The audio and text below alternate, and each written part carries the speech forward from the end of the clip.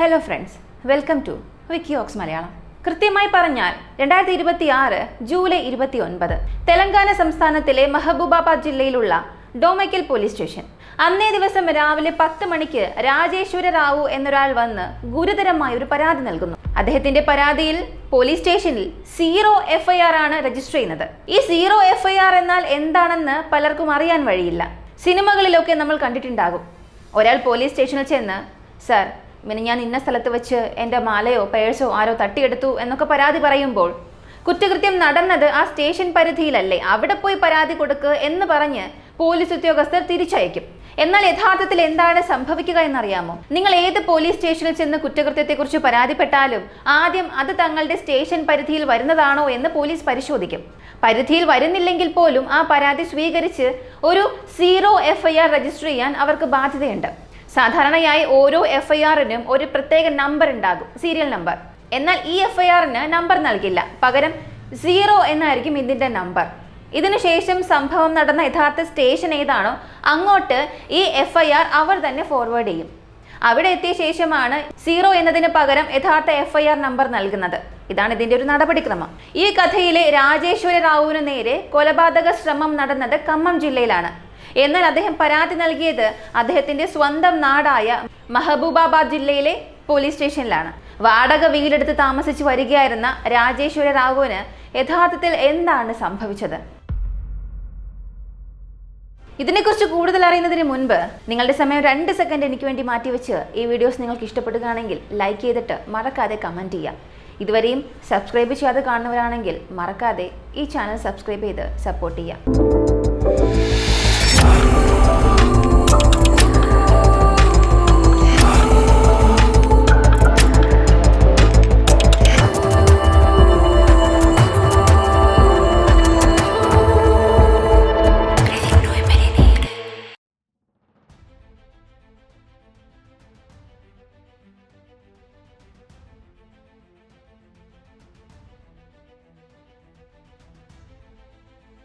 രാജേശ്വര റാവു ഒരു ആശുപത്രിയിൽ അഡ്മിനിസ്ട്രേറ്ററായി ജോലി ചെയ്യുകയാണ്.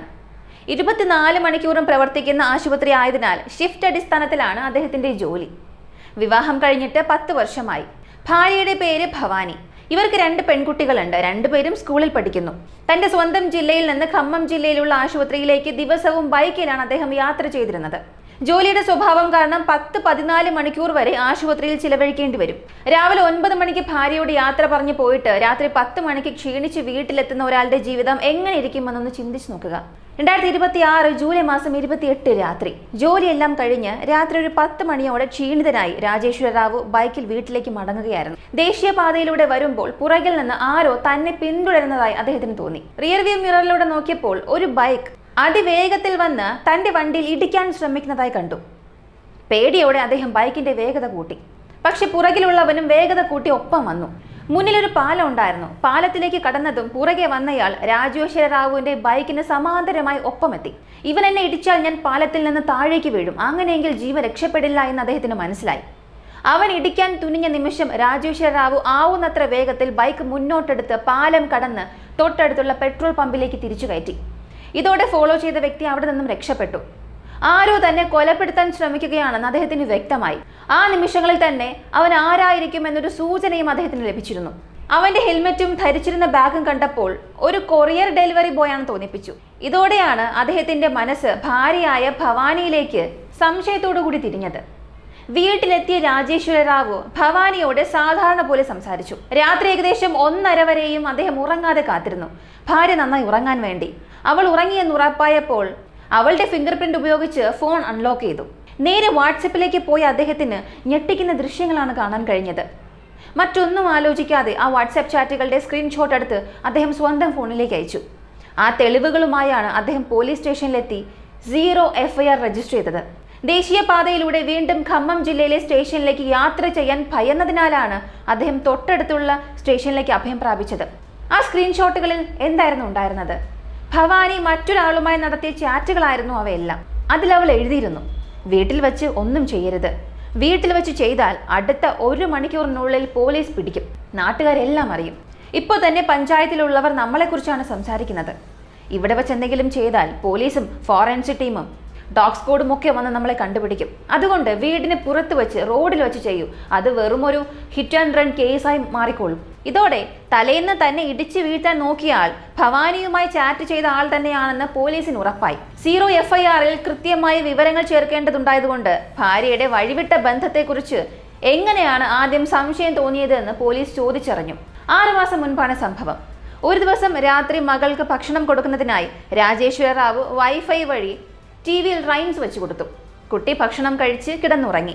കുറേ സമയം TV-യിൽ ഒന്നും പ്രവർത്തിപ്പിക്കാതിരുന്നപ്പോൾ TV സ്വയം സ്ലീപ്പ് മോഡിലായി. വാൾപേപ്പറുകൾ ഇങ്ങനെ മാറി മാറി വരാൻ തുടങ്ങി. സോഫയിൽ കണ്ണടച്ചിരിക്കുകയായിരുന്ന രാജേശ്വര റാവു ആകസ്മികമായി കണ്ണു തുറന്ന് TV-യിലേക്ക് നോക്കി. ആ വാൾപേപ്പറിൽ കണ്ട ചിത്രം അദ്ദേഹത്തെ ഞെട്ടിച്ചു. തന്റെ ഭാര്യ ഒരു ലക്ഷറി കാറിൽ ഇരുന്ന് കൈ പുറത്തേക്ക് നീട്ടിയിരിക്കുന്നു. ആ കൈ മറ്റൊരു പുരുഷൻ പിടിച്ചിരിക്കുകയാണ്. ആ പുരുഷന്റെ മുഖം വ്യക്തമായി കാണുന്നില്ല, പക്ഷെ അത് ഒരു ആണിന്റെ കൈയാണെന്ന് വ്യക്തമായി. ഇതിനു മുൻപ് ഞാൻ ഭാര്യയും മൊത്തം ഇത്തരമൊരു ഫോട്ടോ എടുത്തിട്ടേ ഇല്ല. അങ്ങനെയെങ്കിൽ ആ കൈ ആരുടേതാണ്? ഈ ചോദ്യം അദ്ദേഹത്തിന് വലിയ സംശയം ഉണ്ടാക്കി. വൈഫൈ നെറ്റ്വർക്ക് വഴി ഫോണിലെ ഫോട്ടോകൾ TV-യിലേക്ക് സിങ്ക് ആയപ്പോഴായിരുന്നു ആ ചിത്രം വാൾപേപ്പറായി തെളിഞ്ഞു വന്നത്. ആ TV ഭാര്യയുടെ മൊബൈൽ ഫോണുമായി കണക്ട് ചെയ്തിരിക്കുകയായിരുന്നു. അതുകൊണ്ടാണ് ആ ഫോണിലുള്ള ഫോട്ടോകളെല്ലാം ഓരോന്നായി മാറി മാറി അവിടെ വാൾപേപ്പറായി തെളിഞ്ഞു വന്നത്.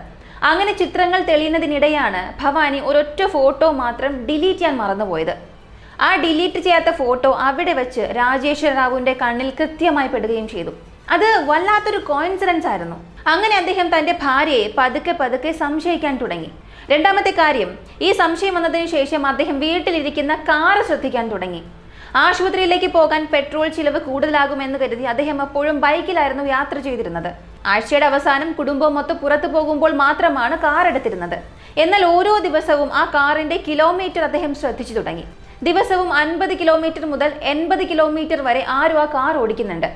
ഇതിലെ പ്രധാനപ്പെട്ട കാര്യം തന്റെ ഭാര്യയായ ഭവാനിക്ക് കാർ ഓടിക്കാൻ അറിയില്ലായിരുന്നു എന്നതാണ്. അങ്ങനെ ഓരോ ദിവസവും കിലോമീറ്റർ മാറിക്കൊണ്ടേയിരുന്നു. രണ്ടാമത്, ഈ കാർ നാഷണൽ ഹൈവേയിലൂടെയാണ് കൊണ്ടുപോകുന്നത് എന്നും അദ്ദേഹത്തിന് മനസ്സിലായി. കാരണം പല സ്ഥലങ്ങളിലും ടോൾ പ്ലാസകളിൽ ഫാസ്ടാഗ് വഴി പണം കുറയുന്നതായി രാജേശ്വര റാവുവിന് ഫോണിൽ മെസ്സേജ് വന്നുകൊണ്ടിരുന്നു. ആശുപത്രിയിലെ തിരക്കുകൾ കാരണം പല മാസങ്ങളായി അദ്ദേഹം ഈ ഫാസ്ടാഗ് ബില്ലുകൾ ശ്രദ്ധിച്ചിരുന്നില്ല. പിന്നീടാണ് മനസ്സിലായത് ഭവാനി തന്നെയാണ് ഇത് റീചാർജ് ചെയ്യുന്നതെന്നും ഭവാനി മുഖേയാണ് കാർ ഫാസ്ടാഗ് വഴി എൻ്റർ ആകുന്നത് എന്നും.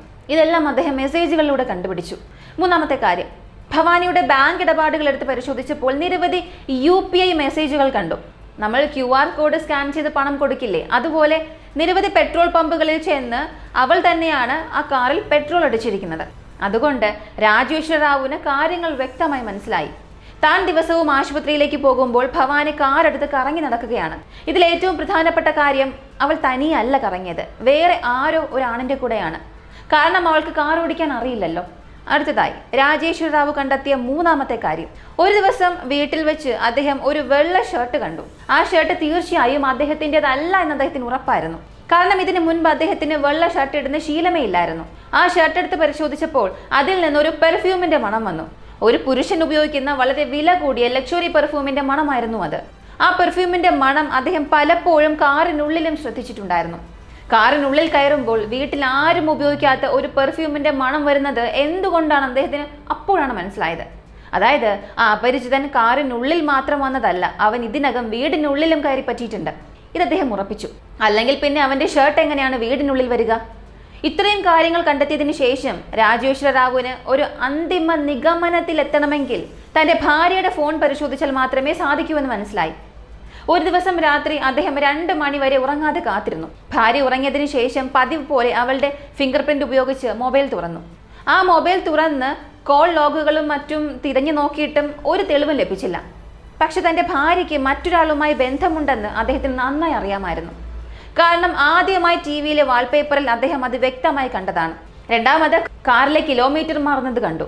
UPI ബാങ്ക് ഇടപാടുകൾ കണ്ടു. ഒടുവിൽ വീട്ടിൽ അപരിചിതന്റെ ഷർട്ടും പെർഫ്യൂം മണവും കണ്ടു. ഇതെല്ലാം ഉറപ്പിച്ച സ്ഥിതിക്ക് ഫോണിൽ കോൾ ഹിസ്റ്ററി ഒന്നുമില്ലെങ്കിൽ തന്റെ ഭാര്യ എത്രത്തോളം ബുദ്ധിമതിയും തന്ത്രശാലിയുമാണെന്ന് അദ്ദേഹത്തിന് മനസ്സിലായി.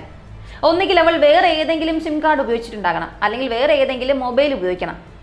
എങ്കിലും ഈ ഫോണിൽ തന്നെ വേറെ എന്തെങ്കിലും കിട്ടുമോ എന്ന് തിരഞ്ഞു നോക്കുമ്പോഴാണ് അദ്ദേഹത്തിന് ഒരു കാര്യം വ്യത്യസ്തമായി തോന്നിയത്.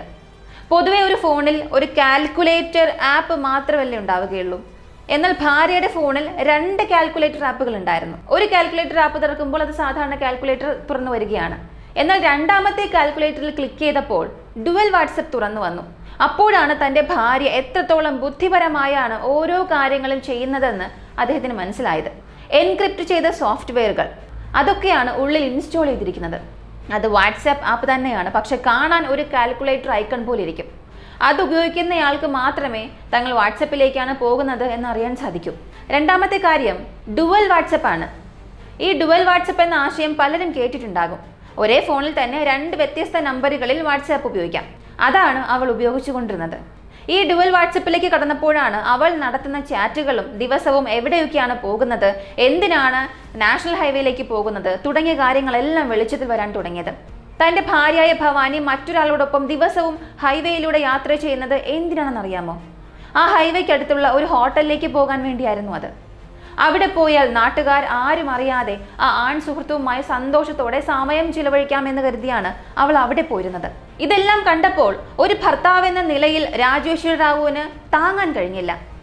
ഇനി ഭാര്യയോട് ഒന്നും മറച്ചു വെക്കേണ്ടതില്ല എന്ന് അദ്ദേഹത്തിന് തോന്നി. പക്ഷെ അവളോട് ചോദിക്കുന്നതിന് മുൻപ് അവരെ കൈയോടെ പിടികൂടണം. രണ്ടുപേരും നേരിട്ട് കാണുമ്പോൾ പിടിച്ചാൽ മാത്രമേ അവളുടെ മുഖത്തടിച്ചതുപോലെ സത്യങ്ങൾ ചോദിച്ചറിയാൻ സാധിക്കൂ. ആ നിമിഷത്തിന് വേണ്ടിയാണ് അദ്ദേഹം കാത്തിരുന്നത്. അങ്ങനെ കാത്തിരിക്കുമ്പോൾ അദ്ദേഹം മറ്റൊരു കാര്യം കൂടി ശ്രദ്ധിച്ചു. ഒരു ദിവസം സാധാരണ പോലെ ബാങ്കിൽ പോയി ലോക്കർ തുറന്നു നോക്കിയപ്പോൾ അദ്ദേഹത്തിന്റെ അമ്മ മരുമകൾക്ക് കൊടുത്ത പാരമ്പര്യ ആഭരണങ്ങളിൽ 2 വള കാണാനില്ല. ഈ ബാങ്ക് ലോക്കർ ഉപയോഗിക്കാൻ അവകാശമുള്ളത് അദ്ദേഹത്തിനാണ്, അല്ലെങ്കിൽ ഭാര്യ ഭവാനിക്കാണ്. അതോടെ അദ്ദേഹത്തിന് കാര്യം വ്യക്തമായി. ഭവാനി തന്നെയാണ് ആ 2 വളകൾ എടുത്ത് വിറ്റ് കിട്ടിയ പണം കൊണ്ട് മറ്റൊരുവന്റെ കൂടെ ആർത്തുല്ലസിച്ച് ജീവിക്കുന്നത്. അവൾ കറങ്ങി നടക്കാനുള്ള പണം എവിടെ നിന്നാണ് ഉണ്ടാക്കുന്നതെന്ന് അങ്ങനെ മനസ്സിലായി. ഉടൻ തന്നെ ഭവാനി അറിയാതെ ബാങ്ക് മാനേജറോട് സംസാരിച്ച് ലോക്കറിലേക്കുള്ള അവളുടെ ആക്സസ് അദ്ദേഹം പൂർണ്ണമായി റദ്ദാക്കി. ഇനി മുതൽ ഭവാനിക്ക് ആ ലോക്കർ തുറക്കാൻ കഴിയില്ല.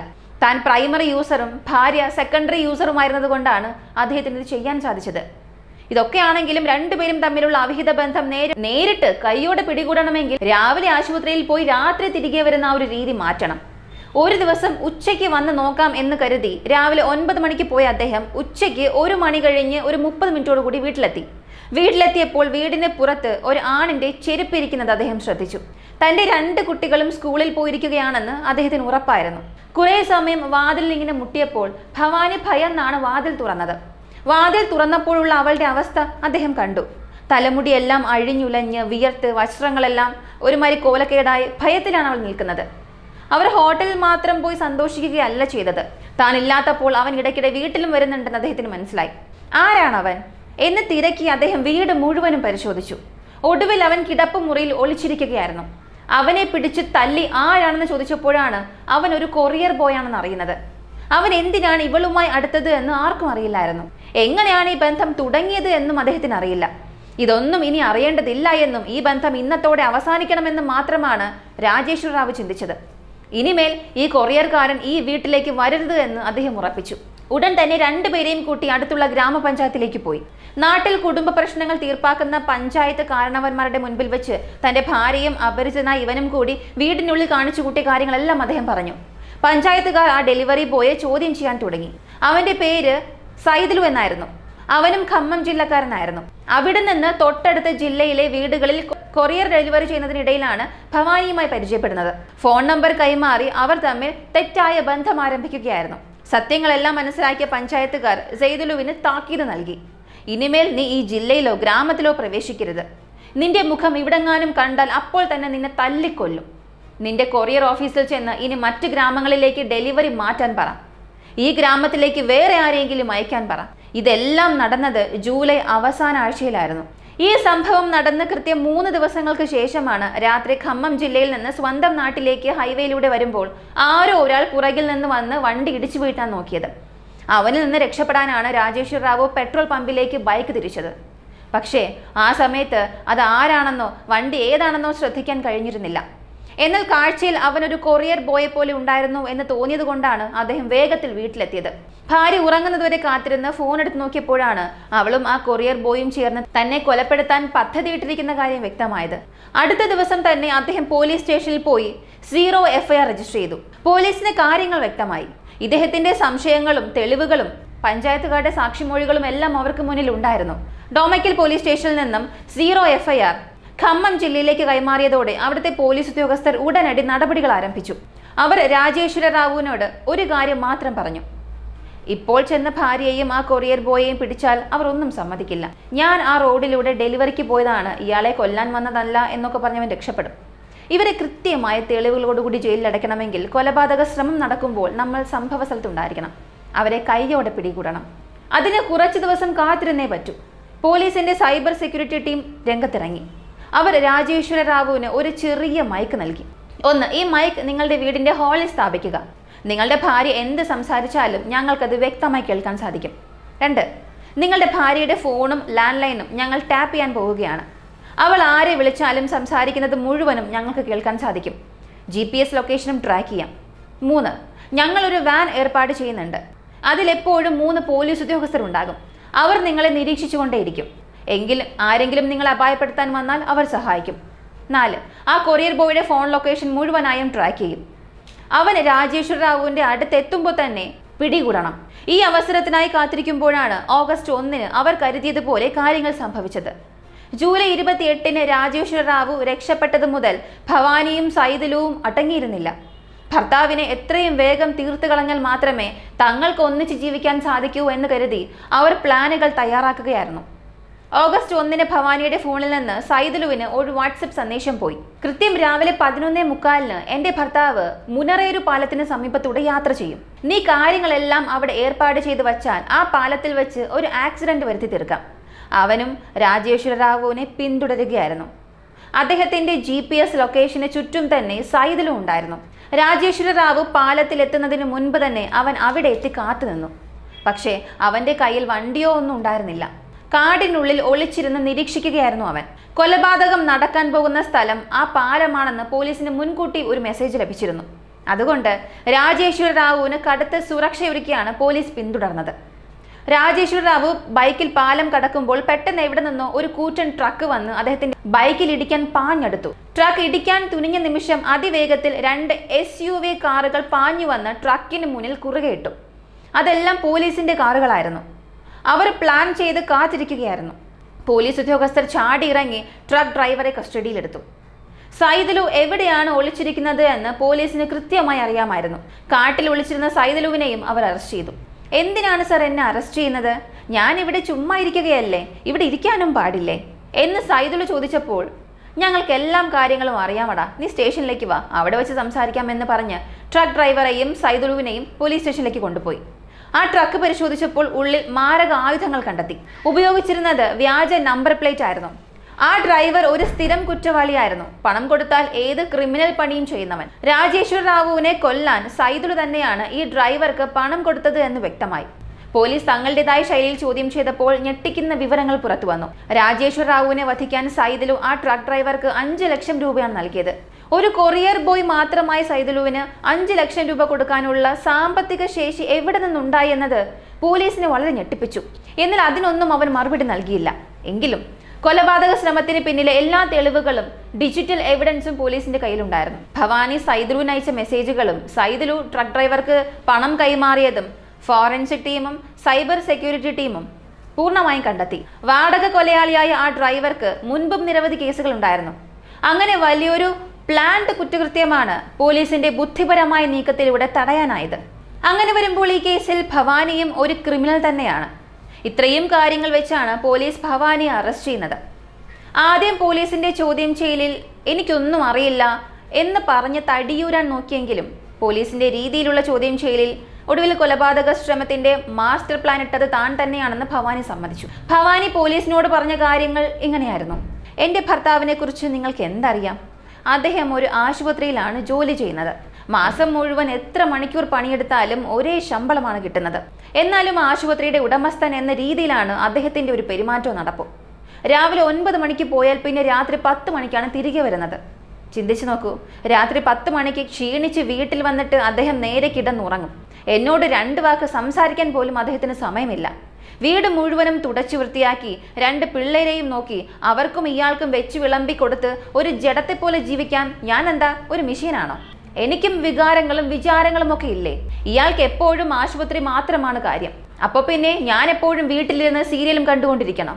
അവിടെ നിന്നാണ് എല്ലാ പ്രശ്നങ്ങളും തുടങ്ങിയത്. വീട്ടിലിരിക്കുന്ന സമയത്ത് ഫോണിൽ ഇൻസ്റ്റഗ്രാം റീലുകളൊക്കെ ഞാൻ ഇങ്ങനെ കണ്ടുകൊണ്ടിരിക്കുമ്പോൾ എന്തെങ്കിലും നല്ല സാരിയോ മറ്റു സാധനങ്ങളോ കണ്ടാൽ ഉടൻ തന്നെ ഓൺലൈൻ ആപ്പുകളിൽ ചെന്ന് അത് ഓർഡർ ചെയ്യും. അങ്ങനെ അവൾ ഓർഡർ ചെയ്യുന്ന സാധനങ്ങൾ വീട്ടിൽ ഡെലിവറി ചെയ്യാൻ സ്ഥിരമായി എത്തിയിരുന്നത് ഈ സൈദുലു ആയിരുന്നു.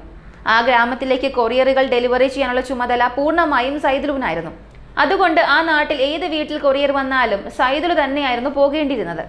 അതിനാലാണ് രാവിലെ രാജേശ്വര റാവു ആശുപത്രിയിൽ പോയാൽ രാത്രി മാത്രമേ തിരികെ വരൂ എന്ന കാര്യവും വീട്ടിൽ ഭവാനി എന്ന മനോഹരിയായ ഭാര്യ ഒറ്റയ്ക്കാണെന്ന കാര്യവും സൈദുലുവിന് മനസ്സിലായത്. അങ്ങനെ അവൻ ഭവാനിയോട് സൗഹൃദത്തിൽ സംസാരിക്കാൻ തുടങ്ങി. നിങ്ങളെ കണ്ടാൽ 2 കുട്ടികളുടെ അമ്മയാണെന്ന് പറയുകയില്ല, കണ്ടാൽ കല്യാണം കഴിഞ്ഞതാണെന്ന് പോലും തോന്നില്ല എന്ന് പറഞ്ഞ് സുഖിപ്പിച്ച് സംസാരിക്കാൻ തുടങ്ങിയതോടെ ഭവാനിക്ക് അവനോട് ഒരു അടുപ്പം തോന്നാൻ തുടങ്ങി. നീ എപ്പോഴും കൊറിയറുമായി വരാറില്ലേ, ഞാൻ വീട്ടിലില്ലാത്തപ്പോൾ നിനക്ക് എന്നെ ഫോണിൽ വിളിക്കാമല്ലോ എന്നൊക്കെ പറഞ്ഞ് ഭവാനി തന്നെയാണ് സൈദുലുവിന് ഫോൺ നമ്പർ ചോദിച്ചു വാങ്ങിയത്. അങ്ങനെ അവർ പരസ്പരം ഫോൺ നമ്പറുകൾ കൈമാറി. പിന്നീട് ഓരോ തവണ കൊറിയർ ഡെലിവറി ചെയ്യുമ്പോഴും സൈദുലു ഭവാനിയെ ഫോണിൽ വിളിച്ച് കുറേ സമയം സംസാരിച്ച ശേഷമാണ് വീട്ടിലേക്ക് കൊറിയറുമായി വന്നിരുന്നത്. സൈദുലുവിനെ കാണാൻ വേണ്ടി മാത്രം ഭവാനി വീണ്ടും വീണ്ടും ധാരാളം ഉൽപ്പന്നങ്ങൾ ഓൺലൈനിൽ ഓർഡർ ചെയ്യാൻ തുടങ്ങി. ഒരേ സമയം 5 സാധനങ്ങൾ ഓർഡർ ചെയ്താൽ സൈദുലു അത് 5ഉം ഒരൊറ്റ ദിവസം കൊണ്ട് വീട്ടിൽ കൊണ്ടുപോയി കൊടുക്കില്ലായിരുന്നു. 5 സാധനങ്ങൾ 5 ദിവസങ്ങളിലായി 5 തവണ കൊണ്ടുകൊടുക്കും. ഓരോന്നായി കൊണ്ടുപോയാൽ അവളോട് കൂടുതൽ സമയം സംസാരിക്കാമല്ലോ, കൂടുതൽ അടുക്കാമല്ലോ എന്നായിരുന്നു അവന്റെ ചിന്ത. അങ്ങനെ ഇരിക്കെ ഒരു ദിവസം അവൻ വീടിനുള്ളിലേക്ക് കയറിപ്പറ്റി. ഭവാനി തന്നെയാണ് വളരെ സൗഹൃദത്തോടെ അവനെ വീടിനുള്ളിലേക്ക് ക്ഷണിച്ചത്. നീ അകത്തേക്ക് വാ, ഒരു ചായ കുടിച്ചിട്ട് പോകാം. നമ്മൾ 2 പേരും ഇപ്പോൾ കുറേ സംസാരിക്കുന്നുണ്ടല്ലോ. എൻ്റെ ഭർത്താവ് പോലും എന്നോട് ഇത്രയധികം സംസാരിക്കാറേയില്ല. ഇങ്ങനെ അവൾ തുറന്നു പറഞ്ഞപ്പോൾ തന്നെ ഭവാനി ഏകാന്തതയിൽ വെന്തുരുകുകയാണെന്ന്, അവൾക്കൊരു കൂട്ടുകൊടുത്താൽ തനിക്ക് എല്ലാ സന്തോഷങ്ങളും ലഭിക്കുമെന്നും സൈദുലുവിന് മനസ്സിലായി. അവൻ അകത്ത് കയറി ചായ കുടിക്കുക മാത്രമല്ല ചെയ്തത്, അവളോട് തെറ്റായ രീതിയിൽ സംസാരിക്കാൻ തുടങ്ങി. അവൻ അങ്ങനെ സംസാരിച്ചത് ഭവാനിക്കും വളരെ ഇഷ്ടപ്പെട്ടു. അങ്ങനെ അവളും അവന് കമ്പനി നൽകാൻ തുടങ്ങി. ഇങ്ങനെ സംസാരിച്ചിരിക്കുന്നതിനിടയിൽ സൈദുലു തൻ്റെ സാമ്പത്തിക പ്രയാസങ്ങളെക്കുറിച്ച് എല്ലാം ഭവാനിയോട് പറഞ്ഞു. ഓൺലൈൻ ബെറ്റിങ്ങിലും ക്രിക്കറ്റ് ചൂതാട്ടത്തിലും ഒക്കെ പണം മുടക്കി അവൻ 5 ലക്ഷത്തോളം രൂപയുടെ കടബാധിതനാണെന്ന് ഭവാനി അറിയാനിടയായി. തന്നെ സന്തോഷിപ്പിക്കുന്ന സൈദുലുവിനെ സഹായിക്കണമെന്ന് ഭവാനി തീരുമാനിച്ചു. അവനെ കടത്തിൽ നിന്ന് രക്ഷിക്കാൻ വേണ്ടി അവൾ രഹസ്യമായി ബാങ്ക് ലോക്കറിൽ ചെന്ന് അമ്മ ഭർത്താവിന് നൽകിയ 2 പരമ്പരാഗത സ്വർണ്ണ വളകൾ എടുത്ത് പണയം വെച്ചു. അതിൽ നിന്നും കിട്ടിയ 10 ലക്ഷം രൂപ അവൾ സൈദുലുവിന് നൽകി. ആ പണം ഉപയോഗിച്ച് അവൻ തൻ്റെ 5 ലക്ഷം രൂപയുടെ കടം വീട്ടി. ബാക്കി 5 ലക്ഷം രൂപ ഇനി തങ്ങളുടെ സന്തോഷകരമായ ജീവിതത്തിന് ഉപയോഗിക്കാം എന്ന് അവർ തീരുമാനിച്ചു. അവർ നിരന്തരം പല ഹോട്ടലുകളിൽ ചെന്ന് സമയം ചിലവഴിക്കാൻ തുടങ്ങി. ഭർത്താവിൻ്റെ കാർ വീട്ടിലുണ്ടല്ലോ, ഇയാൾ രാവിലെ പോയാൽ രാത്രിയല്ലേ വരൂ, അതിനാൽ കാർ കാണാതാകുന്നത് ശ്രദ്ധിക്കില്ല എന്ന് കരുതി അവർ കാറുമെടുത്ത് ദൂരെയുള്ള ഹോട്ടലുകളിൽ ചെന്ന് തെറ്റായ ബന്ധത്തിലേർപ്പെട്ടു. ഹോട്ടലുകളിൽ പോകാൻ കഴിയാത്ത ദിവസങ്ങളിൽ ഭർത്താവ് രാത്രിയല്ലേ വരൂ എന്ന് കരുതി സ്വന്തം വീടിനുള്ളിൽ വെച്ച് തന്നെ അവർ എല്ലാ അനാചാരങ്ങളും തുടർന്നു. കാര്യങ്ങൾ ഇങ്ങനെ മുന്നോട്ട് പോകുമ്പോഴാണ് ഭവാനിയുടെ കൈകളിൽ ഒരു ഇൻഷുറൻസ് പോളിസിയുടെ പ്രീമിയം ലെറ്റർ തപാലിൽ വരുന്നത്. ആ ഇൻഷുറൻസ് പോളിസി എന്താണെന്ന് അറിയണ്ടേ? ഭർത്താവായ രാജേശ്വര റാവുവിന്റെ പേരിൽ 1.5 കോടിയുടെ ടേം ഇൻഷുറൻസ് ഉണ്ടായിരുന്നു. അദ്ദേഹത്തിന് എന്തെങ്കിലും സംഭവിച്ചാൽ, മരണം സംഭവിച്ചാൽ കുടുംബത്തിന് ഈ 1.5 കോടി രൂപ ലഭിക്കും. ഇതോടെ ഭവാനിയും സൈദുലുവും ചേർന്ന് പുതിയൊരു പദ്ധതി തയ്യാറാക്കി. ഇനി രാജേശ്വര റാവുവിനെ വധിക്കുകയാണെങ്കിൽ നമ്മൾ തനിച്ചാകില്ല, നമുക്ക് 1.5 കോടി രൂപ കിട്ടും. ആ പണം വെച്ച് നമുക്ക് ആഡംബരത്തോടെ സന്തോഷത്തോടെ ജീവിക്കാം. ഇതിനെല്ലാം ഉപരിയായി ഭവാനി സൈദുലുവിന്റെ വലയിൽ വീഴാൻ പ്രധാന കാരണം അവൻ നൽകിയിരുന്ന വില കൂടിയ സമ്മാനങ്ങളായിരുന്നു. അതായത് ഓൺലൈൻ ഷോപ്പിംഗിൽ ആളുകൾ സാധനങ്ങൾ തിരികെ അയക്കില്ലേ, ആ റിട്ടേൺ സാധനങ്ങളെല്ലാം ഒടുവിൽ ചെന്നെത്തുന്നത് കൊറിയർ കമ്പനിയുടെ വലിയൊരു വെയർഹൗസുകളിലാണ്. അവിടെ സ്റ്റോക്ക് എടുക്കുമ്പോൾ പല സാധനങ്ങളും കാണാതാവുകയും വലിയ പ്രശ്നങ്ങൾ ഉണ്ടാവുകയും ചെയ്യാറുണ്ട്. പക്ഷെ അത്തരം നഷ്ടങ്ങൾക്ക് ആരും വലിയ ഉത്തരവാദിത്വം ഏറ്റെടുക്കാറില്ല. ആ അവസരം മുതലാക്കി വെയർഹൗസിൽ നിന്ന് മോഷ്ടിച്ചെടുക്കുന്ന വില കൂടിയ വസ്തുക്കളാണ് അവൻ ഭവാനിക്ക് സമ്മാനമായി നൽകിയിരുന്നത്. അങ്ങനെ കാണാതാകുന്ന സാധനങ്ങൾ എങ്ങോട്ടാണ് പോകുന്നതെന്ന് ചോദിച്ചാൽ ഇത്തരം ആളുകൾ തന്നെയാണ് അത് ആരും അറിയാതെ എടുത്ത് തങ്ങളുടെ ആവശ്യങ്ങൾക്ക് ഉപയോഗിക്കുന്നത്. സൈദുലു എന്താണ് ചെയ്തതെന്ന് വെച്ചാൽ ലേഡീസ് പെർഫ്യൂമുകൾ, വസ്ത്രങ്ങൾ, വില കൂടിയ മറ്റു സാധനങ്ങൾ തുടങ്ങിയവ ഓരോ ദിവസവും ഭവാനിയെ കാണാൻ വരുമ്പോൾ സമ്മാനമായി നൽകി. ഇതെല്ലാം വെയർഹൗസിൽ നിന്ന് എടുത്തതായതുകൊണ്ട് ആർക്കും ഒരു കണക്കും ബോധ്യപ്പെടുത്തേണ്ട ആവശ്യമുണ്ടായിരുന്നില്ല. അവൻ അവിടെ നിന്ന് അടിച്ചെടുത്ത് അവൾക്ക് കൊടുത്തുകൊണ്ടേയിരുന്നു. ഇതെല്ലാം അവളുടെ ആഗ്രഹങ്ങളെ വീണ്ടും വീണ്ടും കൂട്ടാൻ തുടങ്ങി. എൻ്റെ ഭർത്താവ് എനിക്ക് എപ്പോഴെങ്കിലും ഒരു സമ്മാനം തന്നിട്ടുണ്ടോ? എന്നാൽ ഇവൻ കണ്ടില്ലേ, എനിക്ക് ദിവസവും ഓരോ സമ്മാനങ്ങൾ തരുന്നു എന്ന് കരുതി അവൾക്ക് അവനോടുള്ള ആഗ്രഹം വർദ്ധിച്ചു. അവർ കൂടുതൽ അടുത്ത ബന്ധത്തിലായി. പക്ഷെ ഇതെല്ലാം രാജേശ്വര റാവു കുറച്ച് ദിവസങ്ങൾക്ക് മുൻപേ കണ്ടുപിടിച്ചിട്ടുണ്ടായിരുന്നു. ഫോണിൽ ഭവാനിയുടെ കൈ പിടിച്ചിരിക്കുന്ന ആ ചിത്രം 65 ഇഞ്ച് വലിപ്പമുള്ള ടിവിയിൽ വൈഫൈയിലൂടെ അദ്ദേഹം കണ്ട കാര്യം മാത്രം ഭവാനി അറിഞ്ഞില്ല. രണ്ടുപേരും ചേർന്ന് ഭർത്താവിനെ വധിക്കാൻ തീരുമാനിച്ചപ്പോഴാണ്, എപ്പോഴാണോ നാട്ടിലെ പഞ്ചായത്തിലേക്ക് വിളിച്ചു കൊണ്ടുവന്ന് ഭർത്താവ് കാര്യങ്ങളെല്ലാം പരസ്യമായി സംസാരിച്ചത്, അപ്പോഴാണ് ഭവാനിക്ക് കടുത്ത ദേഷ്യം വന്നത്. ഒരു ദിവസം ഇയാൾ പെട്ടെന്ന് ഉച്ചയ്ക്ക് വീട്ടിലേക്ക് വരുന്നു. ഞങ്ങളെ രണ്ടുപേരെയും കണ്ടുപിടിക്കുന്നു. പോരാത്തതിന് എല്ലാവരുടെയും മുന്നിൽ നാണം കെടുത്താൻ പഞ്ചായത്തുകാരെയും വിളിച്ചു കൊണ്ടുവന്നു. ഇനി നാട്ടുകാർ എന്നെപ്പറ്റി എന്ത് വിചാരിക്കും? ഇവർക്ക് മുന്നിൽ എനിക്ക് എന്ത് ബഹുമാനമാണ് ഉണ്ടാവുക? ഇനി ഇയാളെ കൊന്നാൽ മാത്രമേ ഈ 1.5 കോടി രൂപ കിട്ടുകയുള്ളൂ. എൻ്റെ 2 പെൺകുട്ടികൾക്കും നിനക്കും എനിക്കും എല്ലാം സന്തോഷമായി ജീവിക്കാം. ഇങ്ങനെ അവൾ ഉറപ്പിച്ചു. വള വിറ്റതിൽ കിട്ടിയ 10 ലക്ഷത്തിൽ 5 ലക്ഷം രൂപയല്ലേ കടം വീട്ടാൻ കൊടുത്തത്. ബാക്കി 5 ലക്ഷം രൂപ കൊടുത്ത് ആളുകളെ വിട്ട് ഇയാളെ തീർത്ത് കളയാം എന്നവർ തീരുമാനിച്ചു. ഇയാളെ തീർത്ത ശേഷം കുറച്ച് ദിവസം കാത്തിരിക്കാം. 1.5 കോടി രൂപ കയ്യിൽ വരും. ഭർത്താവിന്റെ സ്വത്തുക്കളെല്ലാം സ്വന്തമാകും. അതുകൂടാതെ ആശുപത്രിയിൽ നിന്ന് വലിയൊരു തുക സഹായമായും കിട്ടും. ഇതെല്ലാം വെച്ച് നമുക്ക് പുതിയൊരു ജീവിതം തുടങ്ങാം എന്നൊക്കെ ഭവാനി സ്വപ്നം കണ്ടിരിക്കുകയായിരുന്നു. എന്നാൽ പോലീസ് ആകട്ടെ സൈബർ സെക്യൂരിറ്റി ടീമിനെയും ശാസ്ത്രീയ തെളിവുകളെയും സാക്ഷികളെയും ഉപയോഗിച്ച് കൃത്യമായ അന്വേഷണത്തിലൂടെ ഇവരെ പിടികൂടുകയായിരുന്നു. ഭവാനി ഓരോ തവണയും സൈദുലുവിനെ വിളിച്ചിരുന്നത് അവന് തന്നെ നൽകിയ മറ്റൊരു രഹസ്യ മൊബൈൽ ഫോണിൽ നിന്നായിരുന്നു. അതും വെയർഹൌസിൽ റിട്ടേൺ വന്ന ഒരു ഇലക്ട്രോണിക് ബോക്സ് പൊട്ടിച്ചെടുത്ത ഫോണായിരുന്നു. അതുകൊണ്ടാണ് ഭവാനിയുടെ യഥാർത്ഥ ഫോണിലെ കോൾ ലോഗുകൾ പരിശോധിച്ചപ്പോൾ സൈദുലുവിന്റെ നമ്പർ കാണാതിരുന്നത്. എന്നാൽ ആ രഹസ്യ ഫോൺ എടുത്ത് പരിശോധിച്ചപ്പോഴാണ് പോലീസിന് ഇവരുടെ ബന്ധത്തിന്റെ വ്യാപ്തിയും ആരും അറിയാതെ രഹസ്യമായി ഇവർ പോയിരുന്ന സ്ഥലങ്ങളെക്കുറിച്ചുള്ള വിവരങ്ങളും വ്യക്തമായി ലഭിച്ചത്. അങ്ങനെ കൊലപാതക ശ്രമം, ക്രിമിനൽ ഗൂഢാലോചന എന്നീ വകുപ്പുകൾ പ്രകാരം ഇവർക്കെതിരെ കേസ് രജിസ്റ്റർ ചെയ്തു. ഇപ്പോൾ സംസാരിക്കുന്ന ഈ നിമിഷം അവർ ജയിലിൽ തന്നെയാണ്. കാരണം ജൂലൈ അവസാന വാരത്തിലാണ് ഈ സംഭവങ്ങളെല്ലാം നടന്നത്.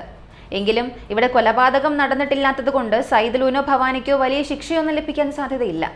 ഉടൻ തന്നെ അവർ ജാമ്യത്തിൽ ഇറങ്ങി നല്ല രീതിയിൽ ജീവിക്കും എന്ന് നമുക്ക് പ്രതീക്ഷിക്കാം. ഈ വീഡിയോ കാണുന്ന എല്ലാവരോടും എനിക്ക് ഒരു കാര്യം മാത്രമേ പറയാനുള്ളൂ. തെറ്റായ വഴിയിലൂടെ ആരംഭിക്കുന്ന അവിഹിത ബന്ധങ്ങളെല്ലാം അവസാനിക്കുന്നത് വലിയൊരു കുറ്റകൃത്യത്തിലായിരിക്കും. ഇവിടെ രാജേശ്വര റാവു ഭാഗ്യം കൊണ്ടാണ് രക്ഷപ്പെട്ടത്. പുറകിൽ ആരാണ് വരുന്നതെന്ന് ശ്രദ്ധിക്കാതിരുന്നെങ്കിൽ അന്ന് ആ ഹൈവേയിൽ വെച്ച് അദ്ദേഹത്തിന്റെ ജീവൻ പോകുമായിരുന്നു.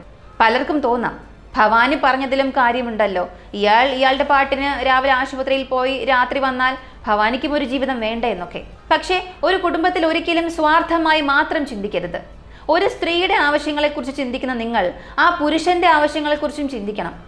ആ പുരുഷനും തോന്നില്ലേ, രാവിലെ മുതൽ രാത്രി വരെ കുടുംബത്തിന് വേണ്ടിയല്ലേ ഞാൻ കഷ്ടപ്പെടുന്നത്? ഞാൻ വെറും ഒരു ATM മെഷീനാണോ? പണത്തിന് വേണ്ടി മാത്രമാണോ ഇവൾ എന്നെ കെട്ടിയത്? ഈ കുടുംബത്തിന് വേണ്ടിയൊക്കെ ഞാൻ മാത്രം എന്തിനാണ് ഇങ്ങനെ കഷ്ടപ്പെടുന്നത്? ഇതാണോ എൻ്റെ തലവിധി എന്നൊരു പുരുഷൻ ചിന്തിച്ചാൽ എത്ര കുടുംബങ്ങളാണ് തകർന്നു പോവുക എന്ന് ആലോചിച്ച് നോക്കൂ. അവൻ ചെയ്യുന്ന ഓരോ ത്യാഗവും വീട്ടിൽ തൻ്റെ ഭാര്യയും മക്കളും സുഖമായിരിക്കണം, സമാധാനത്തോടിരിക്കണം എന്ന് കരുതി ചോരയും നീരുമാക്കി കഷ്ടപ്പെടുന്നതിന് വേണ്ടിയാണ്. പക്ഷെ അതിന് ചിലർ നൽകുന്ന മറുപടി ഇതാണ്: അയാൾ എൻ്റെ അടുത്ത് സ്നേഹത്തോടെ വരുന്നില്ല, കിടപ്പറയിൽ സമയം ചിലവഴിക്കുന്നില്ല, അതുകൊണ്ട് എനിക്ക് വേറൊരാളെ ആവശ്യമായി വന്നു. ഇതേ ചോദ്യം ഒരു പുരുഷൻ നിങ്ങളോട് തിരിച്ചു ചോദിച്ചാൽ എങ്ങനെയിരിക്കും? ഒരു കുടുംബം എപ്പോഴും ആരോഗ്യകരവും പരസ്പര ധാരണയുള്ളതുമായിരിക്കണമെങ്കിൽ ഭർത്താവും ഭാര്യയും തമ്മിൽ പരസ്പരം മനസ്സിലാക്കണം. ഭർത്താവ് എന്തിനാണ് ഇത്രയധികം അധ്വാനിക്കുന്നതെന്ന് ഭാര്യയും, ഭാര്യ എന്തുകൊണ്ടാണ് സങ്കടപ്പെടുന്നത്, അവൾക്ക് എന്താണ് ആവശ്യമെന്ന് മനസ്സിലാക്കുന്ന ഭർത്താവും ഉണ്ടായാൽ മാത്രമേ ആ കുടുംബം സന്തോഷത്തോടെ മുന്നോട്ട് പോവുകയുള്ളൂ. നിങ്ങൾ എന്തെങ്കിലും തെറ്റ് ചെയ്യുമ്പോൾ സ്വന്തം മക്കളെക്കുറിച്ച് ഓർക്കാതിരിക്കരുത്. ഇവിടെ 2 പെൺകുട്ടികളുള്ള ഒരു കുടുംബത്തെക്കുറിച്ചാണ് നമ്മൾ സംസാരിക്കുന്നത്. തങ്ങളുടെ അമ്മ വേറൊരുത്തൻ്റെ കൂടെ ജീവിക്കാൻ വേണ്ടി സ്വന്തം അച്ഛനെ കൊല്ലാൻ നോക്കി എന്ന് ആ മക്കൾ അറിയുമ്പോൾ അവരുടെ മനസ്സ് എത്രത്തോളം തകർന്നു പോകുമെന്ന് ചിന്തിച്ചു നോക്കൂ. നാളെ ബന്ധുവീടുകളിലും നാട്ടിലുമൊക്കെ പോകുമ്പോൾ ആളുകൾ തങ്ങളെക്കുറിച്ച് ഇങ്ങനെയൊക്കെ സംസാരിക്കുന്നത് കേൾക്കേണ്ടി വരുമ്പോൾ ആ കുട്ടികൾക്കുണ്ടാകുന്ന വിഷമം എത്രത്തോളമായിരിക്കും? ഭർത്താവാകട്ടെ ഭാര്യയാകട്ടെ ഏത് തെറ്റ് ചെയ്യുന്നതിന് മുൻപും സ്വന്തം മക്കളെക്കുറിച്ച് ചിന്തിച്ചാൽ ആ കുടുംബം തകരാതെ രക്ഷപ്പെടും. ഈ വീഡിയോയെക്കുറിച്ചുള്ള നിങ്ങളുടെ അഭിപ്രായങ്ങളും നിർദ്ദേശങ്ങളും കമൻറ്റിൽ പറയുക. ബെസ്റ്റ് കമൻറ്റ് അടുത്ത വീഡിയോയിൽ വരും. ഇതുവരെയും വീഡിയോ ലൈക്ക് ചെയ്യാതെയാണ് കാണുന്നതെങ്കിൽ ഇപ്പം തന്നെ ഒരു ലൈക്ക് ചെയ്ത് സപ്പോർട്ട് ചെയ്യുക. അടുത്ത വീഡിയോയിൽ വീണ്ടും കാണാം.